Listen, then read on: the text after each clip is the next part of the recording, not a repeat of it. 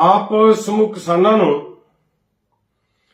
ਜਿੱਥੇ ਪਿਛਲੇ ਦਿਨਾਂ ਦੇ ਵਿੱਚ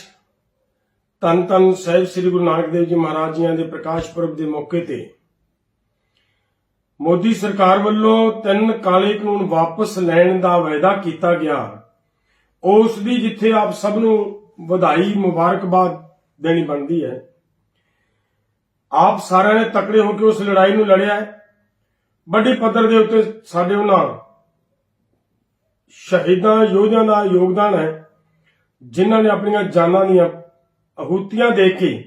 ਇਸ ਮੋਰਚੇ ਨੂੰ ਮਜ਼ਬੂਤੀ ਦਿੱਤੀ ਔਰ ਅੱਜ ਮੋਰਚਾ ਜਿੱਤਿਆ ਗਿਆ। ਜਿੰਨਾ ਜਿੱਤਿਆ ਹਜੇ ਪੂਰਾ ਨਹੀਂ ਜਿੱਤਿਆ ਗਿਆ, ਭਾਵੇਂ ਹਜੇ 50% ਮੋਰਚਾ ਜਿੱਤਿਆ ਗਿਆ, ਇਹਦਾ ਵੀ ਸਿਰਾ ਸਾਡੇ ਉਹਨਾਂ ਸ਼ਹੀਦਾਂ ਨੂੰ ਜਾਂਦਾ ਹੈ, ਜਾਂ ਸਾਡੇ NRIs ਵੀਰਾਂ ਨੂੰ ਜਾਂਦਾ ਹੈ, ਜਾਂ ਸਾਡੇ ਉਹਨਾਂ ਜਿਨ੍ਹਾਂ ਨੇ ਲੰਗਰਾਂ ਦੀ ਸੇਵਾ ਕੀਤੀ, ਜਾਂ ਹਰ ਉਸ ਵਿਅਕਤੀ ਨੂੰ ਜਾਂਦਾ ਹੈ ਜਿਨੇ ਸਾਡੇ ਇਸ ਮੋਰਚੇ ਨੂੰ ਤਕੜਾ ਕੀਤਾ ਤੇ ਮਜ਼ਬੂਤ ਕੀਤਾ ਹੈ। ਪਿਆਰੇ ਦੋਸਤੋ, ਆਪਾਂ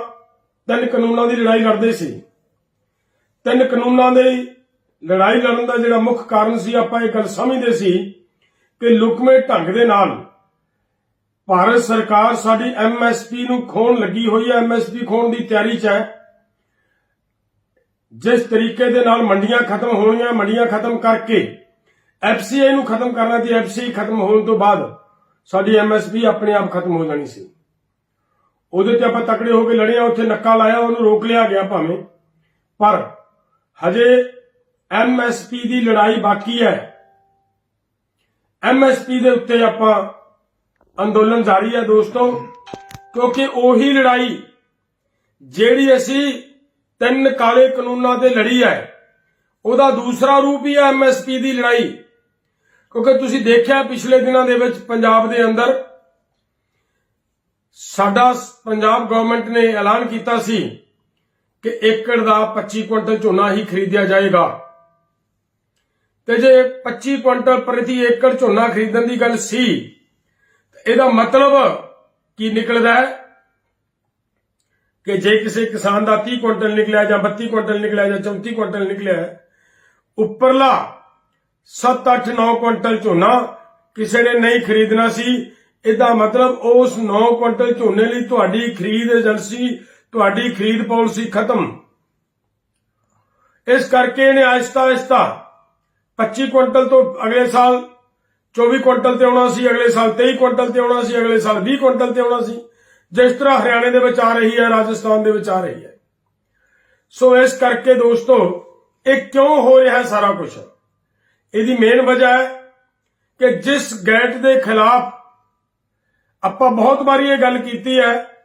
ਕਿ ਗੈਟ ਦੇ ਵਿੱਚੋਂ ਨਿਕਲ ਕੇ ਕਾਨੂੰਨ ਆਏ ਨੇ, ਤੇ ਉਸੇ ਗੈਟ ਦੇ ਵਿੱਚੋਂ ਇਹ ਪਾਲਿਸੀ ਨਿਕਲ ਕੇ ਆਈ ਹੈ। ਗੈਟ ਦੇ ਵਿੱਚ ਕਿਹਾ ਗਿਆ ਹੈ ਕਿ ਭਾਰਤ ਜਿੰਨਾ ਵੀ ਸਮਾਨ ਖਾਂਦਾ, ਚਾਹੇ ਉਹ ਤੇਲ ਬੀਜ ਨੇ ਤੇਲ ਖਾਂਦਾ, ਚਾਹੇ ਉਹ ਦਾਲਾਂ ਖਾਂਦਾ, ਚਾਹੇ ਉਹ ਸਬਜ਼ੀਆਂ ਖਾਂਦਾ, ਚਾਹੇ ਉਹ ਫਰੂਟ ਖਾਂਦਾ, ਚਾਹੇ ਉਹ ਅਨਾਜ ਖਾਂਦਾ, ਉਹਦਾ 8%, 8.5% ਬਾਹਰ ਤੋਂ ਮੰਗਾਉਣਾ ਪਏਗਾ। ਇਹ ਸਨ 2005 ਤੋਂ ਲਾਗੂ ਹੈ ਗੱਲ, ਔਰ ਹਰ ਸਾਲ ਉਹਦੇ ਨਾਲ 0.8% ਵਾਧਾ ਹੁੰਦਾ ਜਾਏਗਾ। ਔਰ ਇਹ ਅੱਜ ਦੇ ਹਾਲਾਤਾਂ ਦੇ ਵਿੱਚ ਜੇ ਜੋੜੀਏ ਤਾਂ ਲਗਭਗ 22% ਦੇ ਕਰੀਬ ਬਣਦਾ ਹੈ। ਇਹ 22% ਸਾਡਾ ਅਨਾਜ, ਸਾਡੀਆਂ ਦਾਲਾਂ, ਸਾਡਾ ਤੇਲ ਬੀਜ, ਸਾਡੀਆਂ ਸਬਜ਼ੀਆਂ, ਸਾਡਾ ਫਰੂਟ, ਇਹ ਬਾਹਰ ਤੋਂ ਮੰਗਾਇਆ ਜਾਣਾ ਹੈ। ਤੇ ਜਿੰਨਾ ਇਹ ਬਾਹਰ ਤੋਂ ਆਉਣਾ ਹੈ, ਉਹਨਾਂ ਸਾਡੇ ਦੇਸ਼ ਦੇ ਕਿਸਾਨਾਂ ਦਾ ਰੁਲਦਾ ਜਾਣਾ ਹੈ। ਉਹਦੀ ਇਸ ਤਰੀਕੇ ਦੇ ਨਾਲ ਇਸ ਖਰੀਦ ਪਾਲਿਸੀ ਤੋਂ ਭੱਜਦੇ ਜਾਣਾ ਸਰਕਾਰ ਨੇ। ਸੋ ਇਸ ਲਈ ਸਾਡੀ ਅਪੀਲ ਆ ਦੋਸਤੋ, ਇਹ ਵੀ ਲੜਾਈ ਉਹੀ ਹੈ ਜੋ ਲੜਾਈ ਅਸੀਂ 3 ਕਾਨੂੰਨਾਂ ਦੀ ਲੜੇ ਹਾਂ। MSP ਦੀ ਲੜਾਈ ਵੀ ਉਹੀ ਹੈ। ਆਪ ਸਭ ਨੂੰ ਇੱਕ ਜਾਣਕਾਰੀ ਦੇਣੀ ਬਣਦੀ ਹੈ ਕਿ ਥੋੜੇ ਦਿਨਾਂ ਦੇ ਵਿੱਚ, 1-2 ਦਿਨਾਂ ਦੇ ਵਿੱਚ ਜਨੇਵਾ ਦੇ ਵਿੱਚ WTO ਦੀ ਮੀਟਿੰਗ ਹੋਣ ਲੱਗੀ ਹੈ। ਉਹਦੇ ਵਿੱਚ ਭਾਰਤ ਤੇ ਦਬਾਅ ਪਾਇਆ ਜਾ ਰਿਹਾ ਹੈ ਕਿ ਜਿੰਨਾ ਅਨਾਜ ਭਾਰਤ ਦੇ ਵਿੱਚ ਹੁੰਦਾ ਹੈ, ਉਹਦੇ ਵਿੱਚੋਂ ਕੇਵਲ 15% ਹੀ ਅਨਾਜ ਭਾਰਤ ਸਰਕਾਰ ਕਿਸਾਨਾਂ ਦਾ ਖਰੀਦੇ, ਬਾਕੀ ਖੁੱਲੀ ਮਾਰਕੀਟ ਤੇ ਛੱਡੇ। ਤਾਂ ਇਹ ਮੇਰੇ ਦੋਸਤੋ, ਅਗਰ ਅਸੀਂ ਅੱਜ ਦੀ ਲੜਾਈ ਨੂੰ ਨਾ ਲੜੇ ਤਕੜੇ ਹੋ ਕੇ, ਤਾਂ ਸਰਕਾਰ ਤੁਹਾਡੀ ਫਸਲ ਖਰੀਦਣ ਤੋਂ ਭੱਜੇਗੀ। ਇਸ ਲਈ ਅੱਜ ਤਕੜੇ ਹੋਵੋ। ਸਰਕਾਰ ਤੇ ਤੁਹਾਡਾ ਦਬਾਅ ਬਣਿਆ ਹੋਇਆ ਹੈ। जिस तरह दियां जिमनी चैन चोणां दियां इलैक्शनां दा रिजल्ट मिलिया बीजेपी नूं और आउण वालियां जिहड़ियां बाकी स्टेटां दियां इलैक्शन है ਉਹਦੇ ਵਿੱਚ ਆਪਣੇ ਭਵਿੱਖ ਨੂੰ ਬਚਾਉਣ ਦੇ ਲਈ ਬੀਜੇਪੀ ਇਸ ਵੇਲੇ ਤੁਹਾਡੀ ਐਮਐਸਪੀ ਦੀ ਗਰੰਟੀ ਦੇਣ ਲਈ ਵੀ ਤਿਆਰ ਹੋ ਸਕਦੀ ਹੈ ਅਗਰ ਤੁਸੀਂ ਤਕੜੇ ਹੋ ਕੇ ਲੜਦੇ ਹੋ ਤਾਂ ਮੇਰੇ ਦੋਸਤੋ ਜਦੋਂ ਐਮਐਸਪੀ ਦੀ ਗਰੰਟੀ ਦੇਗੀ ਉਦੋਂ ਸਰਕਾਰ ਦੀ ਮਜਬੂਰੀ ਬਣੇਗੀ ਕਿ ਗੈਟ ਦੇ ਵਿੱਚੋਂ ਭਾਰਤ ਬਾਹਰ ਆਵੇ ਸੋ ਇਸ ਲਈ ਇੱਕ ਤੀਰ ਦੇ ਨਾਲ ਦੋ ਸ਼ਿਕਾਰ ਹੋਣ ਦੀ ਸੰਭਾਵਨਾ ਹੈ ਇਸ ਲਈ ਸਾਡੀ ਅਪੀਲ ਹੈ ਇਹ ਲੜਾਈ ਸਰਕਾਰ ਨੇ ਹਰ ਹਾਲ ਦੇ ਵਿੱਚ ਅਗਰ ਅਸੀਂ ਢਿੱਲੇ ਰਹੇ ਤਾਂ ਜਿਵੇਂ WTO ਕਹਿੰਦਾ ਹੈ ਕਿ 15% ਅਨਾਜ ਹੀ ਖਰੀਦਣਾ ਹੈ ਤੇ ਇਹ ਉਸ ਨੀਤੀ ਦੇ ਅਗਰ ਚੱਲੇ ਸਾਡੀ ਕਣਕ ਨਹੀਂ ਖਰੀਦੀ ਜਾਏਗੀ ਸਾਡੀ ਕਿਸੇ ਤਰ੍ਹਾਂ ਵੀ ਝੋਨਾ ਜਾਂ ਹੋਰ ਫਸਲਾਂ ਨਹੀਂ ਖਰੀਦੀਆਂ ਜਾਣਗੀਆਂ ਮੱਕੀ ਤੁਸੀਂ ਪਹਿਲਾਂ ਦੇਖ ਰਹੇ ਹੋ ਪੰਜਾਬ ਦੇ ਵਿੱਚੋਂ ਕਦੇ ਐਮਐਸਪੀ ਦੇ ਉੱਤੇ ਨਹੀਂ ਖਰੀਦੀ ਗਈ ਤੁਹਾਡੀਆਂ ਦਾਲਾਂ ਕਦੇ ਐਮਐਸਪੀ ਤੇ ਨਹੀਂ ਖਰੀਦੀਆਂ ਗਈਆਂ ਸੋ ਇਸ ਲਈ ਸਾਰੀਆਂ ਫਸਲਾਂ ਐਮਐਸਪੀ ਦਾ ਰੇਟ ਐਮਐਸਪੀ ਦੇ ਖਰੀਦਣ ਦੀ ਜਿਹੜੀ ਆ ਪਾਲਿਸੀ ਸਰਕਾਰ ਲੈ ਕੇ ਆਵੇ ਉਹਦੇ ਤੇ ਕਾਨੂੰਨ ਬਣਾਵੇ ਇਸ ਗੱਲ ਨੂੰ ਲੈ ਕੇ ਆਪਾਂ ਲੜ ਰਹੇ ਹਾਂ ਇਹ ਹਜੇ ਅੱਧੀ ਲੜਾਈ ਬਾਕੀ ਹੈ ਸਾਡੀ ਅਪੀਲ ਆ ਸਾਰੇ ਵੀਰਾਂ ਨੂੰ ਕਿ ਕਿਰਪਾ ਕਰਕੇ ਤਕੜੇ ਹੋ ਕੇ ਮੋਰਚੇ ਦੇ ਵਿੱਚ ਸ਼ਾਮਲ ਹੋਵੋ ਤਾਂ ਕਿ ਇਸ ਮੋਰਚੇ ਨੂੰ ਮਜ਼ਬੂਤ ਕਰੀਏ ਅੱਧੀ ਲੜਾਈ ਜਿੱਤ ਲਈ ਅੱਧੀ ਜਿੱਤਣੀ ਬਾਕੀ ਹੈ ਉਹ ਸਾਰਿਆਂ ਨੇ ਆਪਾਂ ਨੇ ਲੜ ਕੇ ਜਿੱਤ ਲੈਣੀ ਹੈ ਬਹੁਤ ਬਹੁਤ ਧੰਨਵਾਦ ਵਾਹਿਗੁਰੂ ਜੀ ਕਾ ਖਾਲਸਾ ਵਾਹਿਗੁਰੂ ਜੀ ਕੀ ਫਤਿਹ किसान दोस्तों सत श्री अकाल वाहिगुरू जी का खालसा वाहिगुरू जी की फतेह आप समूह किसानां नूं जिथे पिछले दिनों दे विच धन धन साहिब श्री गुरु नानक देव जी महाराज जी के प्रकाश पुरब के मौके ते मोदी सरकार वालों 3 काले कानून वापस लैण दा वायदा किया गया उस दी जिथे आप सब नूं वधाई मुबारकबाद देनी बनती है आप सारे ने तकड़े होकर उस लड़ाई नूं लड़िया है बड़ी पद्धर दे उत्ते साडे उन्हां शहीदां योद्धियां दा योगदान है जिन्हां ने अपनी जानां दीयां आहूतियां दे के इस मोर्चे नूं मजबूती दित्ती और अज मोर्चा जित्तिया गया जिन्ना जित्तिया हजे पूरा नहीं जित्तिया गया भावें हजे 50% मोर्चा जित्तिया गया इहदा भी सेरा साडे उन्हां शहीदां नूं जांदा है ਜਾਂ ਸਾਡੇ NRIs ਵੀਰਾਂ ਨੂੰ ਜਾਂਦਾ ਹੈ ਜਾਂ ਸਾਡੇ ਉਹਨਾਂ ਜਿਨ੍ਹਾਂ ਨੇ ਲੰਗਰਾਂ ਦੀ ਸੇਵਾ ਕੀਤੀ ਜਾਂ ਹਰ ਉਸ ਵਿਅਕਤੀ ਨੂੰ ਜਾਂਦਾ ਹੈ ਜਿਨੇ ਸਾਡੇ ਇਸ ਮੋਰਚੇ ਨੂੰ ਤਕੜਾ ਕੀਤਾ ਤੇ ਮਜ਼ਬੂਤ ਕੀਤਾ ਹੈ ਪਿਆਰੇ ਦੋਸਤੋ ਆਪਾਂ 3 ਕਾਨੂੰਨਾਂ ਦੀ ਲੜਾਈ ਲੜਦੇ ਸੀ 3 ਕਾਨੂੰਨਾਂ ਦੀ ਲੜਾਈ ਲੜਨ ਦਾ ਜਿਹੜਾ ਮੁੱਖ ਕਾਰਨ ਸੀ ਆਪਾਂ ਇਹ ਗੱਲ ਸਮਝਦੇ ਸੀ ਕਿ ਲੁਕਵੇਂ ਢੰਗ ਦੇ ਨਾਲ ਭਾਰਤ ਸਰਕਾਰ ਸਾਡੀ MSP ਨੂੰ ਖੋਣ ਲੱਗੀ ਹੋਈ ਹੈ MSP ਖੋਣ ਦੀ ਤਿਆਰੀ 'ਚ ਹੈ जिस तरीके दे नाल मंडियां खत्म होनियां मंडियां खत्म करके FCI नूं खत्म करना ते FCI खत्म होने तो बाद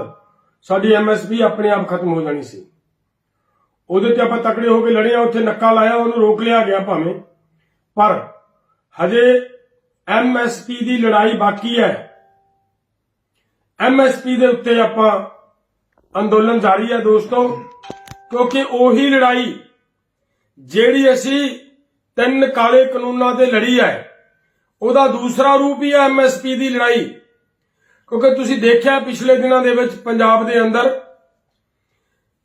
ਸਾਡਾ ਪੰਜਾਬ ਗਵਰਨਮੈਂਟ ਨੇ ਐਲਾਨ ਕੀਤਾ ਸੀ ਕਿ ਏਕੜ ਦਾ 25 ਕੁਇੰਟਲ ਝੋਨਾ ਹੀ ਖਰੀਦਿਆ ਜਾਏਗਾ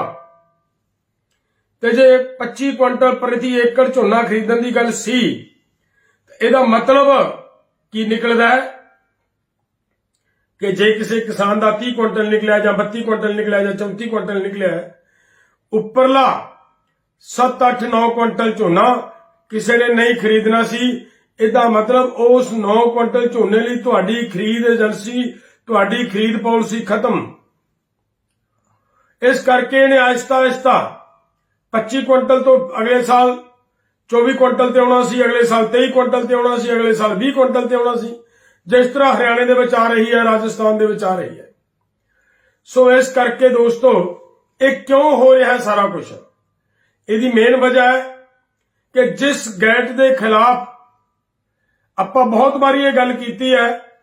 कि गैट दे विचों निकल के कानून आए ने ते जे जोड़िए तो लगभग 22% के करीब बनता है ये 22% साडा अनाज साडियां दालां साडा तेल बीज, साडियां सब्जियां, साडा फ्रूट ये बाहर तो मंगाया जाना है ते जिन्ना ये बाहर तो आना है उन्ना साडे देश के किसानां दा रुलदा जाना है। ਉਹਦੀ इस तरीके दे नाल इस खरीद पॉलिसी तो भजदे जाना सरकार ने। सो इसलिए साडी अपील है दोस्तों, ये भी लड़ाई उही है जो लड़ाई असीं 3 कानूनां दी लड़े हां। MSP की लड़ाई भी उही है। आप सबनों एक जानकारी देनी बनती है कि थोड़े दिनों दे विच, 1-2 दिनों दे विच जनेवा दे विच WTO की मीटिंग होने लगी है। ਉਹਦੇ ਵਿੱਚ ਭਾਰਤ ਤੇ ਦਬਾਅ ਪਾਇਆ ਜਾ ਰਿਹਾ ਹੈ ਕਿ ਜਿੰਨਾ ਅਨਾਜ ਭਾਰਤ ਦੇ ਵਿੱਚ ਹੁੰਦਾ ਹੈ ਉਹਦੇ ਵਿੱਚੋਂ ਕੇਵਲ 15% ਹੀ ਅਨਾਜ ਭਾਰਤ ਸਰਕਾਰ ਕਿਸਾਨਾਂ ਦਾ ਖਰੀਦੇ, ਬਾਕੀ ਖੁੱਲੀ ਮਾਰਕੀਟ ਤੇ ਛੱਡੇ। ਤਾਂ ਇਹ ਮੇਰੇ ਦੋਸਤੋ, ਅਗਰ ਅਸੀਂ ਅੱਜ ਦੀ ਲੜਾਈ ਨੂੰ ਨਾ ਲੜੇ ਤਕੜੇ ਹੋ ਕੇ ਤਾਂ ਸਰਕਾਰ ਤੁਹਾਡੀ ਫਸਲ ਖਰੀਦਣ ਤੋਂ ਭੱਜੇਗੀ। ਇਸ ਲਈ ਅੱਜ ਤਕੜੇ ਹੋਵੋ। ਸਰਕਾਰ ਤੇ ਤੁਹਾਡਾ ਦਬਾਅ ਬਣਿਆ ਹੋਇਆ ਹੈ। जिस तरह दियां जिमनी चोणां दियां इलैक्शनां दा रिजल्ट मिलिया बीजेपी नूं और आउण वालियां जिहड़ियां बाकी स्टेटां दियां इलैक्शनां है ਉਹਦੇ ਵਿੱਚ अपने भविख नूं बचाउण दे लई बीजेपी इस वेले तुहाडी MSP ਦੀ ਗਰੰਟੀ देण ਲਈ भी ਤਿਆਰ हो सकदी है अगर तुसीं तकड़े हो के लड़दे हो ਤਾਂ मेरे दोस्तों ਜਦੋਂ MSP ਦੀ ਗਰੰਟੀ देगी ਉਦੋਂ ਸਰਕਾਰ ਦੀ ਮਜਬੂਰੀ ਬਣेगी कि गैट ਦੇ ਵਿੱਚੋਂ ਭਾਰਤ ਬਾਹਰ ਆਵੇ। सो इस ਲਈ एक तीर दे नाल 2 शिकार होने की संभावना है।